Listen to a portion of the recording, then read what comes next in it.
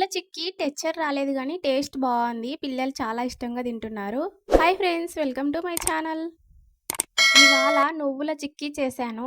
నువ్వుల చిక్కీ చేసుకోవడానికి ముందుగా నువ్వులను తీసుకొని, అలాగే బెల్లం తీసుకొని, నువ్వుల చిక్కీ తయారు చేద్దాం రండి. నువ్వుల చిక్కీ తయారు చేసుకోవడానికి ముందుగా స్టవ్ వెలిగించుకొని, కడాయి పెట్టుకొని 1 కప్పు నువ్వులు తీసుకొని వేయించుకోవాలి. నువ్వులను వేయించుకున్న తర్వాత అదే కప్పుతో బెల్లం తీసుకొని, బెల్లంని వాటర్ ఏం వేయకుండా బెల్లం పాకం వచ్చేంత వరకు కరబెట్టుకోవాలి. వాటరు ఒక్క చుక్క గూడా వేయకూడదు. వేడికి అదంతట అదే కరిగిపోతుంది బెల్లము.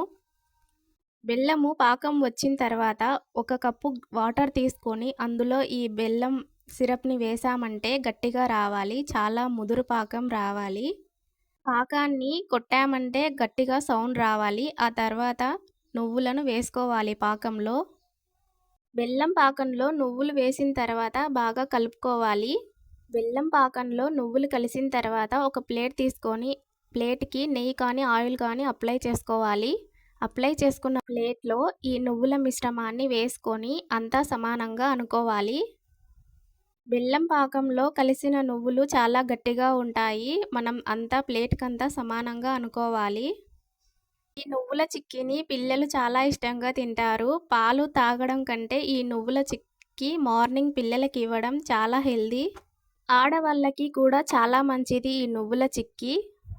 ప్లేట్‌లో వేసుకున్న నువ్వుల మిశ్రమాన్ని 1 గంట సేపు పక్కన పెట్టాలి. అదే గట్టిగా అయిపోతుంది. అదంతట అదే ఊడొచ్చేస్తుంది. చూసారా? మా నువ్వుల చిక్కీ రెడీ అయిపోయింది. మా పిల్లలు స్కూల్ నుంచి కూడా వచ్చేసారు. చూసారా ఎంత ఇష్టంగా తింటున్నారో ఈ నువ్వుల చిక్కీని.